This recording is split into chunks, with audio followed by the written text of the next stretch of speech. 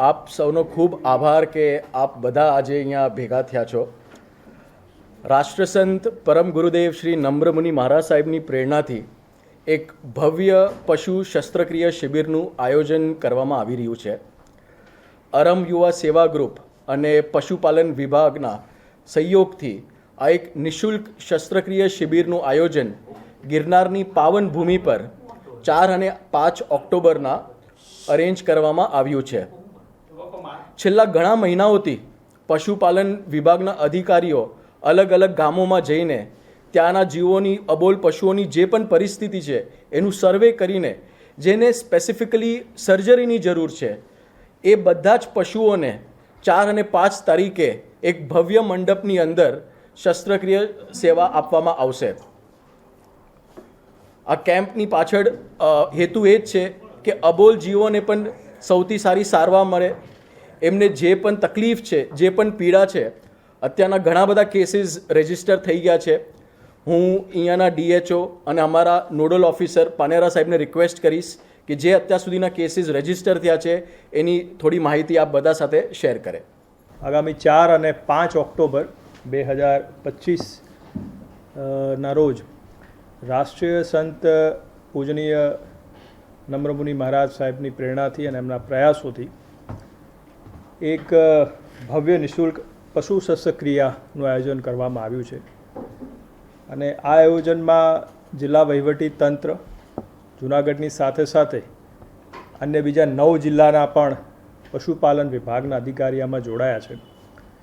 છેલ્લા લગભગ 1 મહિનાથી અરહમ યુવા સેવા જે ગ્રુપ છે અને અમારું પશુપાલન વિભાગ છે એ સંયુક્ત રીતે આખું આ પ્રયાસ કરી રહ્યા હતા. બેઝિકલી જે પશુઓ ને ખાસ તો જે શિંગડાના કેન્સર હોય, હર્નિયા હોય, આ પ્રકારની ગંભીર બીમારી હોય તો એવા પશુઓને આઈડેન્ટિફાઈ કરવા, એના માટેનો આખો સર્વે કરવો અને એ આઈડેન્ટિફાઈ કર્યા બાદ એનું નિઃશુલ્ક ટ્રાન્સપોર્ટેશન પણ પ્રોવાઈડ કરી અને અહીંયા ભવનાથ વિસ્તારમાં એમને લાવવા, એક્સપર્ટ ડૉક્ટરોની હાજરીમાં સંપૂર્ણ એક અદ્યતન ટેકનોલોજી અને અદ્યતન સારવાર આપી અને આવા પશુઓને કેવી રીતે આ ગંભીર બીમારીઓમાંથી બચાવી શકાય એનો એક આ સુંદર પ્રયાસ થઈ રહ્યો છે.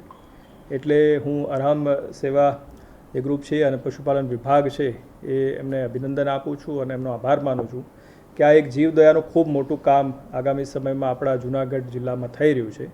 આપના માધ્યમથી તમામ પશુપાલકોને મારી ખાસ વિનંતી છે કે મેં વધુમાં વધુ જે આ કેમ્પ જે થવાના છે 2 દિવસ એનો એ લાભ લે અને પોતાના જે પશુઓ જે છે એ કોઈ આવી બીમારીથી પીડાતા હોય તો એમાંથી મુક્ત કરવા માટેનો એક આ પ્રયાસ છે એમાં સહભાગી બને. અને એનું જે કહેવાય કે આમ તો એક પુણ્યનું કામ છે અને અમે સર્વે એક માત્ર એના માટે એક પ્રયાસ કરી રહ્યા છે. અને જે આખી ટીમ રહેવાની છે એક્સપર્ટ ડૉક્ટરોની એ ખૂબ કાળજીપૂર્વક આખી કેર કરવાની છે. અને એવી રીતે અત્યાર સુધીમાં આપણે 100 જેટલા અલગ અલગ આવા પશુઓ જે હવે ગંભીર બીમારી મેં કીધું એ પીડાતા હોય એને આઈડેન્ટિફાઈ કર્યા છે અને 2 દિવસના કેમ્પમાં એને આપણે સારવાર આપીશું ત્યાં. નમસ્કાર.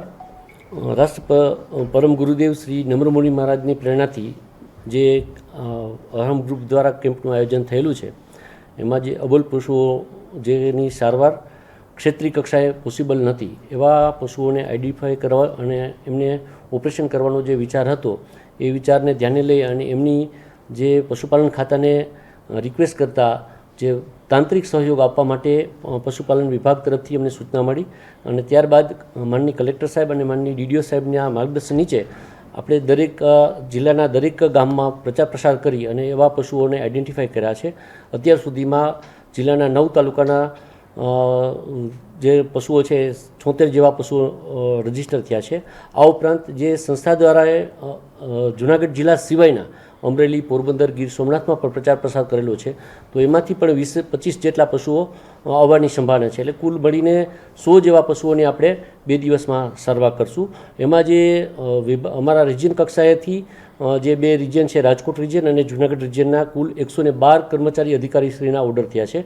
પ્લસ જૂનાગઢના જે 72 અધિકારી કર્મચારીઓ છે એ પણ 2 દિવસ સતત કામગીરી કરશે. એટલે આ તમામ અધિકારીઓ 2 દિવસ હાજર રહી અને આ પશુઓને યોગ્ય જગ્યાએ લઈ યોગ્ય વાતાવરણમાં એકદમ એસેપ્ટિક પ્રિકોશનમાં અને આઈડિયલ કન્ડિશનમાં એનું ઓપરેશન થશે અને એમાં એ પશુઓ વ્યવસ્થિત તંદુરસ્ત થઈ અને એમની સારવાર કરી અને વધારાની દવા જે છે પાછળના પોસ્ટ ઓપરેટિવ દવા એ પણ સંસ્થા તરફથી એમને મળનાર હોય. આમ આ કેમ્પ ખૂબ સારી રીતે આયોજન થશે.